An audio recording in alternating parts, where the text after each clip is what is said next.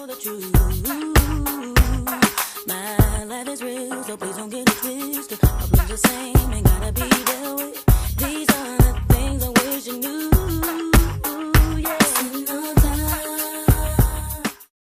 Hello and welcome back to another episode of Motivational Mondays.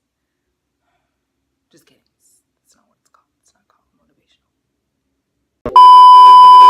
Hey guys, welcome back to my channel. Thank you so much for joining me. Before we get started, make sure that you like, share, subscribe, click the notification bell in the bottom right hand side of the screen so that you can get updates as to when I post new videos.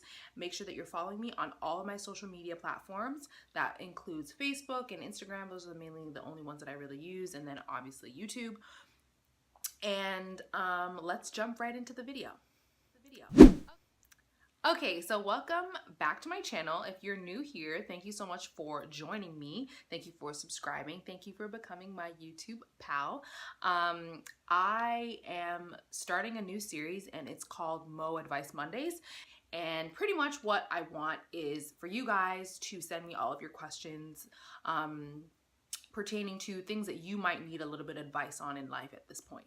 Whether that be relationship stuff, faith-based stuff, fashion things, whatever it is that you guys need advice or help on, or you just kind of want a different perspective, send me your questions. So you can DM me all of your questions. I will put my Instagram handle somewhere on the page here, and it's also on my homepage, so you can click on that, follow me on Instagram, and DM me all of your questions. So pretty much I get your questions, I read them out, and then I give you my advice. My advice that I'm giving you guys is heartfelt. Is my chin like super shiny? I don't know what's happening. I'm sorry, my face is super greasy. Anyways.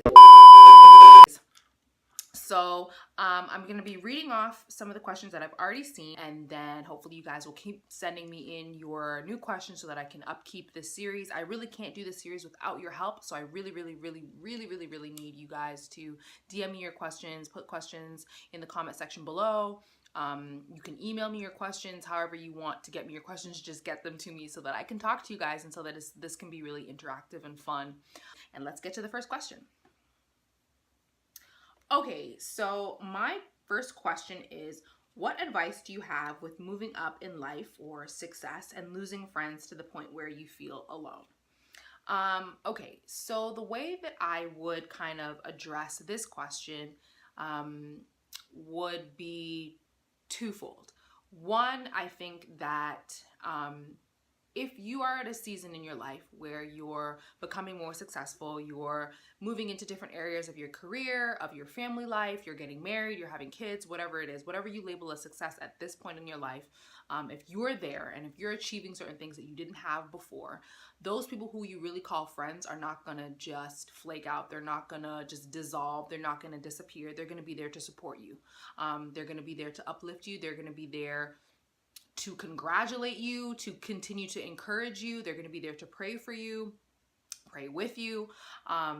So I think that as you move up in life and accomplish certain things that you've set out for yourself, those people who are meant to stick around will stick around, and you will see the people that are just there for a season fall away. Some of those people are people that will just kind of do it on their own, and you will just notice the dynamic of the friendship just changing. And others, you might have to, say to them, look, like, I don't really feel like this season in our friendship is helping either of us grow. And I just feel like it's best for us to not really engage as friends anymore. And I feel like it's okay to have those conversations, especially if it's for your own benefit, your mental health, your stability, and keeping people around you that are continuously forcing you to be in a better place in life than you used to be. So that's the first part. If you are in a season of becoming more successful and there are people around you who you are calling your friends, they're going to be there to support you. If you are in a season in your life and you're becoming successful and people are now just disappearing, no longer around, they were once there, and then all of a sudden you start, posting things on all your social media platforms about a new business that you just opened, a new car that you just bought, whatever the case is, and those people that you thought were your friends are nowhere to be seen. Let me just tell you, those were probably not your friends to begin with. People who are your friends are going to constantly be uplifting you. They're constantly going to be elevating you. You're going to be elevating one another. So there's no need to think that just because someone that you label your friend is not there to support you, is someone that you should keep in your life. You need to start to think a little bit more selfishly when it comes to your own heart condition, and surrounding yourself with the right people that are going to help you feel successful, and continue to be successful. So I would definitely say that handling the transition of gaining success and losing friends isn't something that you should feel stressed about. These things are going to naturally happen. Just know that those people who are sticking with you in your times of success and the times of your downfall, those are true friends that you need to invest in those friendships. And those that aren't, they just simply aren't. They are around for a season, and learn from them and allow them to move on. And I would say to not try to do everything humanly possible to hold on to those friendships, because it's going to hurt even more to hold on to them, and then it just, end devastatingly. So if somebody is supposed to walk out of your life, I would say let them go. And that's pretty much all the advice that I have on that. Okay, the next question is kind of a three-part. This person asked for advice on dating someone with kids, advice on saving as a young adult, and advice on relationships and following your career goals. So I'm just going to try and talk about all of these things briefly. So the first part, dating someone with kids. I've actually dated someone who was a dad. He was a father. And I was very apprehensive about meeting his child before I did meet him. I met his child very early on in our relationship. At this point, we weren't even really officially dating, but he introduced me to his family as his child, and I fell in love with his child. And we had our own bond and our own connection, which was hard to kind of sever at the end of that relationship. But and when I moved away, that was hard. It wasn't just losing him, it was also losing his child. And so it was difficult. But I definitely say that dating someone with a kid, especially if you're a young adult, I would say to make yourself available, to be welcoming and open to someone who has a kid that you might be interested in. Be open to that idea if that's something that you want. If you know that you're not in a place to date anyone with a child, then don't put yourself in that situation to begin with, because you need to know that that person's child is always going to come first. Especially if you're just dating them, that person's child is always going to come first. And they are going to have hopefully working relationship with their child's parent. Other parent, sorry. I would say that you have to understand your place, and your role as it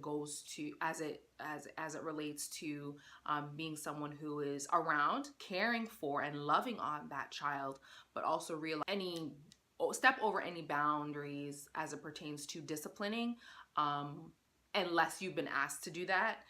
So I would definitely say to have a conversation with your partner. Make sure that you know what they're okay with, what they're not okay with. Make sure that you're comfortable with your partner's ex, boyfriend or girlfriend, or the mother of your boyfriend's child, or the father of your boyfriend's child. I hope I'm saying that right. Anyways, have a good working relationship with all the adults, because at the end of the day, it's really about the child and making sure that they feel happy, that they're healthy, that they're in a space where they're open to receiving you as another caregiver in their lives.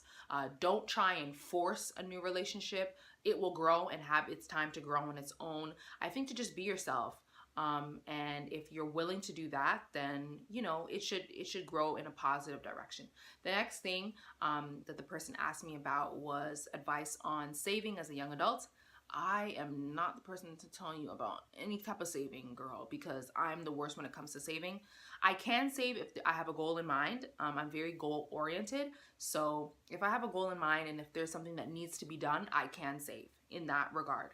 But as it pertains to money, I am not very savvy when it comes to money, and investing and all of that sort of thing. So if you have any advice, please drop some comments for me below. Direct me to some other YouTube pages, because I'm more than willing to, feed off of that advice.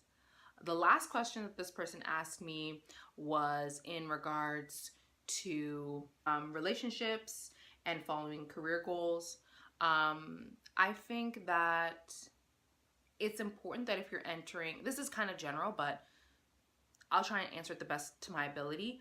If you're entering a new relationship and you have your own career goals in mind, I think that it's important that you stick to those career goals. Don't just let a new relationship kind of deter you from completing what you already started. I think that if somebody has met you at a point in your life where you're in the process of moving through school, then they need to be there to support you. If you're in a new relationship and haven't yet started school, you need to make sure that the person, and that's something that you want to do, the person that you're dating is encouraging you in that direction and really telling you, you know what, like, I want you to be able to accomplish all your goals and all your dreams just as much as I want this relationship to work. It's important to be ambitious. I think that it's important to, just as it is in any other type of relationship, romantic or not, important to encourage one another and really push one another to be ambitious about the things that you're trying to achieve. And if you can't have that kind of dynamic in your relationship, then it really doesn't make sense. Like, what's the point of staying stagnant with someone instead of like really pushing the person to like be the best version of themselves? So my next question is, this person wanted dating advice as it pertains to navigating a hard breakup when you're together for 4 years, they cheat and leave with the other person, and the other woman shows off their love, shows off the love of her life and the most beautiful relationship. Okay, so I'm assuming that this person is asking about, like, you know, trying to manage seeing your ex in a new relationship. Sorry, I'm gonna need some tea because it is cold, honey.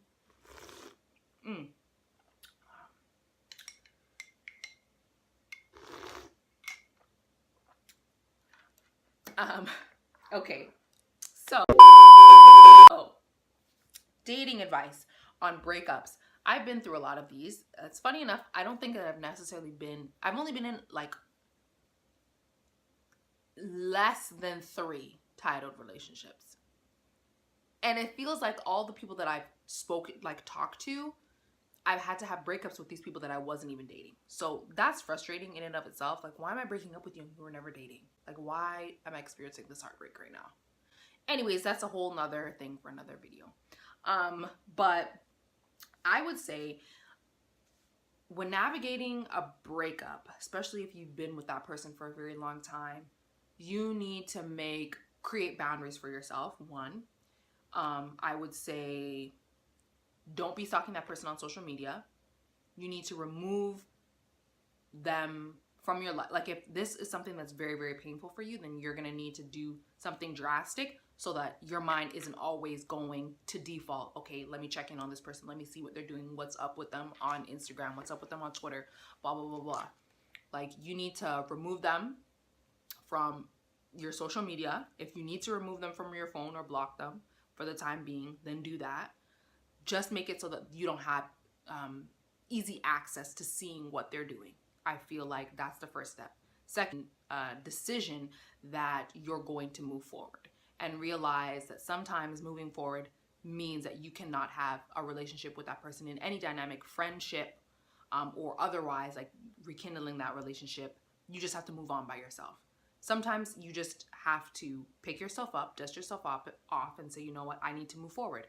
I can't stay in the same place. I can't look at all the stuff that this person is going, like all this happy stuff that this person is doing on social media and genuinely be happy for them right now. So I need to remove myself from the equation entirely. I don't want to think about them. I don't want to look at them. I don't want to see anything. So remove yourself, make the decision to move forward and sever ties with them, and then keep yourself occupied. I would say make time to hang out with friends. Make time to journal, because sometimes journaling is maybe not for everyone, but for me it's very cathartic. So journal, write things down, write down how you're feeling, and once you've done that, move forward. Don't look back at it, don't reread it, just leave it alone.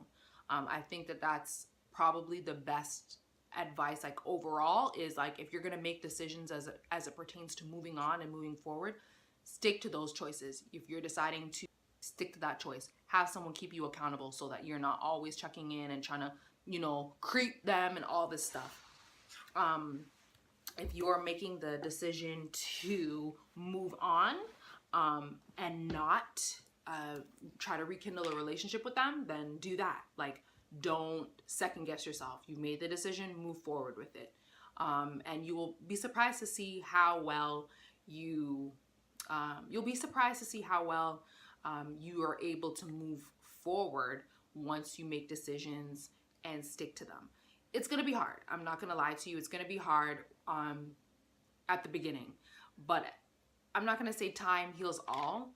But if you remain dedicated to changing some of the things that you were doing that associated, that your heart and your mind associated with that relationship and that person, it'll be easier for you to move on. But you need to give yourself time, allow yourself to mourn and grieve because it is a loss, and then move on and know that it's going to be fine. Like, you don't have to, like, as much as you feel like the world is ending at the end of that relationship, I guarantee you it's not.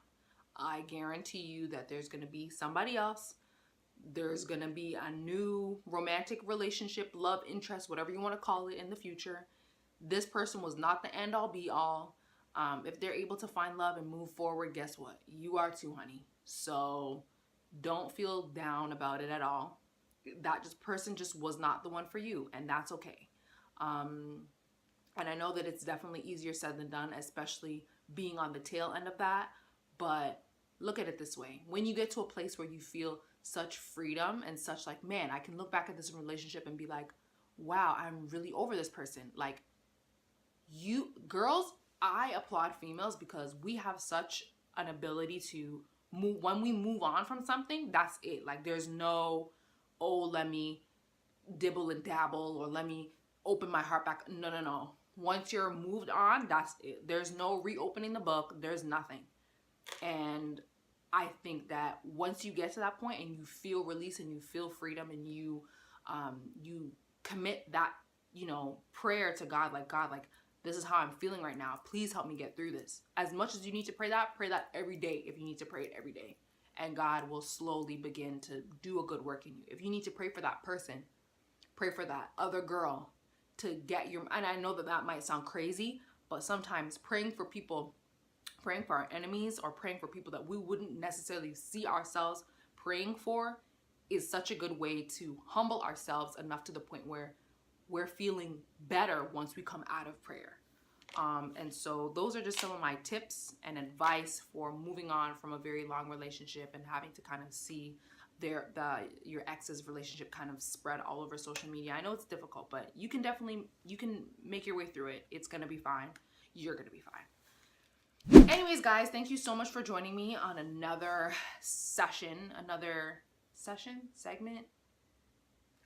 episode. I don't really know. What am I calling these things? I guess episode.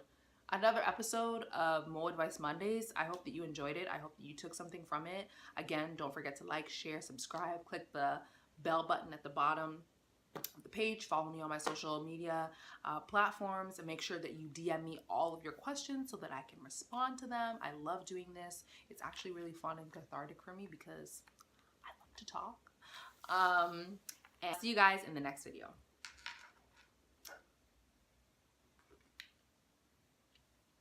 Bye, guys.